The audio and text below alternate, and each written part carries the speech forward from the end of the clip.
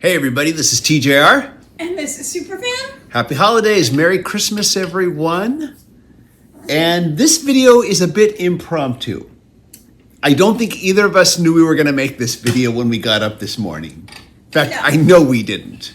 No. And what happened here is this evening, you came across a video that kind of surprised both of us. Who knew that in 1979, singer-songwriter, artist, extraordinaire Kate Bush, and we say that because we're both fans.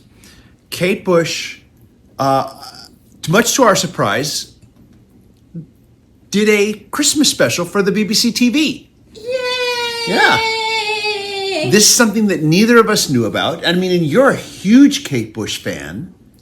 I mean, I like Kate Bush. I have a number of her albums. I've got one on display right here. But you're a huge Kate Bush fan, and you didn't know about this. I knew that it existed. Uh-huh. You know, it's one of those things I heard about. Uh-huh. In the ether? Yeah. Before the way internet back. existed? Yeah. So it was kind of like the Star Wars Christmas special. Exactly. Yeah. Which now anybody can see. This is the Star Wars Christmas special of British music. Okay. And again, we're big fans, and any jokes we're making right now is out of love and affection. Please keep that in mind. We love you, Kate. But we watch this Christmas special, and we say the word Christmas rather loosely. We watched this alleged Christmas special together for the first time, and throughout it all, we were both just kind of bug-eyed. We were just like, what? And there were times when we just burst out laughing, not because it was bad, not because we thought it was dumb or stupid, but because we had to keep telling ourselves, this is a Christmas special. There is a lot of death in this special. There's a lot of really depressing songs. There are songs that are very upbeat, but that are about death. It's kind of bug nuts, wouldn't you say? It's very. We can use the barn. Let's put on a show. Let's put on a show. Yeah, and the thing is there is this. After we watched it, you looked up and found this breakdown on it online from a website called Medium, written by Christine Palin. And she writes an in-depth breakdown of it here. Yeah, actually, this was done in 2019. She wrote this. This article, yes. And so we do want to recommend that you take a look at it here, either before or after you watch. I don't think it's going to make a difference. I think if you read this before it, you're going to be even more intrigued to just see what the heck is going on here. But she makes a comment here before she gets into the breakdown where she says here, what would happen if the BBC gave a Christmas special to an incredibly ambitious 21-year-old art rocker who also smokes a ton of weed? And after watching this, I would like to say that I think I would like to smoke a lot of weed myself and watch this again. Because I think I would understand it better, maybe. Maybe. I think that the smoke that was maybe there for effect. It was probably, was more than just a special effect. Yeah. Maybe influenced the performances. Maybe they were pumping it into the studio. This does feel like, the BBC said, okay, Kate, here's a bunch of money. You're real popular, so here's a bunch of money. Here's the camera crew. Here's the lighting crew. Have fun. You and your art rock friends just do whatever you want, and we're going to go over here and have tea. And you let us know when you're done. Have it done by December 28th, so by 8 o'clock. Yeah, just have it done so we can air it. In and air it. So we can air it on the Christmas weekend. It is technically speaking a Christmas special. It is just titled Kate. There is only one actual Christmas song in this special. Merry Christmas. Yeah. And it's an original song. And a lot of the songs in this special, at the time that this special aired, I would say more than half of the songs were at the time unreleased. They would be released on future albums. Only a few of them had actually ever been released. I mean, you just couldn't get away with this in America now or back then. You couldn't get away with that. You like, come on, where's the traditional Christmas songs? Where's the big hits that you do? There were a couple hits. There was Them Heavy People, and there was The Man with a Child in His Eyes. There were a few other songs that were off of the previous album, Lionheart, or Lionhearted, if I say it Lionheart. right. Thank you. You're right, Lionheart. And a few that would be on her next album, but some of them wouldn't show up till many albums later, some of these songs. So it's really amazing that she got to do this. And we're not criticizing it by any means by saying this. We think it's great. But it is just so off the wall, at times just so off the wall crazy. And that's what we love about it. Yeah. But we couldn't help but break out laughing numerous times because we just had to keep thinking, this is a Christmas special. I do have to say, Kate, put on a bra, please. Yeah, there is, during the segment where they're doing Them Heavy People, speaking of which, that's where she's wearing an outfit where she's got zippers across her breasts. Yeah. And then there's another song called Egypt where she's singing in front of the, she's singing She in front had like a travel log in the background. Yeah, and she's wearing a very sheer outfit. And then it's really obvious, that this, I guess, Bra, please. of course, I think that, even in the 70s, British censorship wasn't what it was and still is here in America. You could, I've actually watched old Monty Python episodes from the 70s where there is. Yeah, Benny Hill. Where there is topless nudity. So just the fact that she was wearing a sheer outfit that is fairly sheer and obviously no bra. Yeah, but Christmas special. Merry Christmas, everybody. I'm sure there were some audience members who felt that was a great Christmas gift right there. Probably. I'm wondering what the director and the producer probably encouraged that too. That's the funny thing is that there is a director and a producer because it really does have this feeling like they just kind of let her do whatever she wanted. And I believe they did. The director and the producer, I'm sure, were there probably just to okay, Kate, this is what you want to do. Okay, let's try to make this happen for you now. Let's create the lighting, the staging, and let's get the choreography together here and rehearse that. And, but it has this feeling like they left her completely to her own devices. I mean, the opening, there's this little opening animation segment first with just kind of like these hands and then which is cool looking.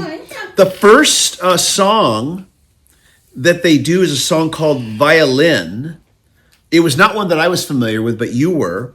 Yeah, and it was on our next album. But it has this bit where she's being attacked by these violins, these walking violins, people dressed in violin suits, dancing violins. Yeah, and they attack her. You got to be you got to be clear about that. Yeah, the violins were dancing. You're right. And then like I said, and then there's the track Them Heavy People where she's wearing the outfit with the zippers across her breast. There is an amazing performance by a backup band in both these two songs. Just amazing performances by the band. And that's the other thing. According to this article here, they lip synced, but when I heard the band playing, that just seemed too on the nose. Yeah, for it lip felt syncing. very live.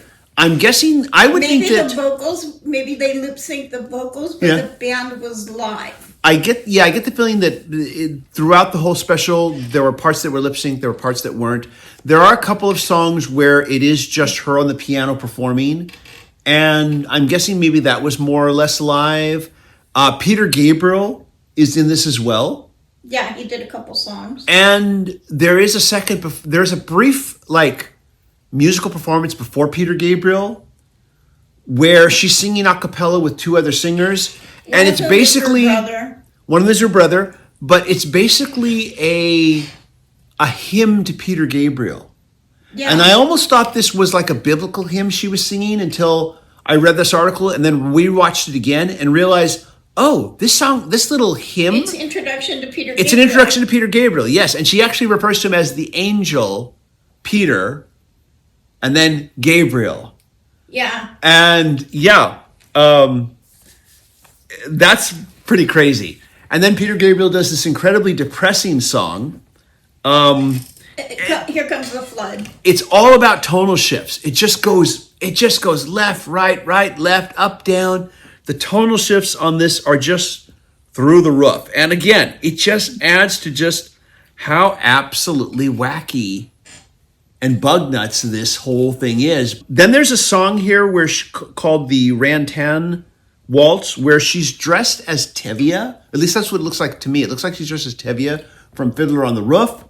And she's doing a dance with two men, one who's dressed like a baby, and the other who is dressed like a woman from a French, like a Renoir painting. The only real Christmas song is the song December Will Be Magic Again, which is a beautiful song. And that's a really nice one where she's just sitting at the piano and just performing it. But then after that, there is this really crazy, number called The Wedding List, where it's a nightmare before Christmas. It sure is a nightmare before Christmas, where she's getting married and her husband gets shot at the chapel. And he dies, and there's blood coming out of his mouth.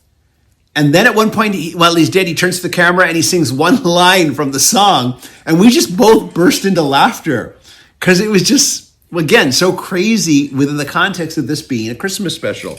It would have been one thing if this had been just the Kate Bush TV special. But they're promoting it as a Christmas special. But it is a Christmas special. So again, just that aspect of it makes some of this so wildly funny. But then after the husband is dead, then we have a sequence where she is killing the attacker. Yeah. With a gun. And again, Merry Christmas. Yeah. There's a lot of death in this. A lot of death. It's a lot of death for Christmas. It is. And then after that, there is a duet with her and Peter Gabriel where it's a cover of a Roy Harper song where they portray this very unhappy couple. It's sad, it's depressing, it's very well done, but again, just tonal shift from, and I didn't even get to mention that at the end of the song where she kills her husband's murderer, spoiler alert, she dies for no apparent reason. She just dies. Well, she died of sadness. I guess so, yeah. Although it was a pretty violent broken heart. Yeah. Now, after that is the song Egypt, which we already discussed out of context. Then there's one of the few hit singles, where she performs The Man with the Child in His Eyes. Again, just at the piano singing. There is a little inserted image of her doing some interpretive dance in one corner while she's performing the song. Then finally we close with a track called Don't Push Your Foot on the Heartbreak. This was from Lionheart. It had already been released. Again, one of the few songs that had already been released when this was filmed.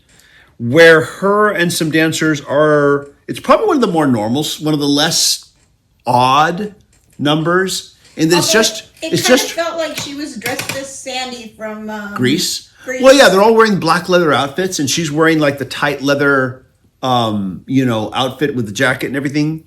Yeah, you had mentioned it seemed reminiscent of Grease to you, but it was just this kind of. It was probably the least bizarro of all of this, and again, you can find this breakdown. There's a lot more detail that this author Christine Palin does, but we just wanted to. I just wanted to kind of use it as a way to kind of like bring up the different tracks on this.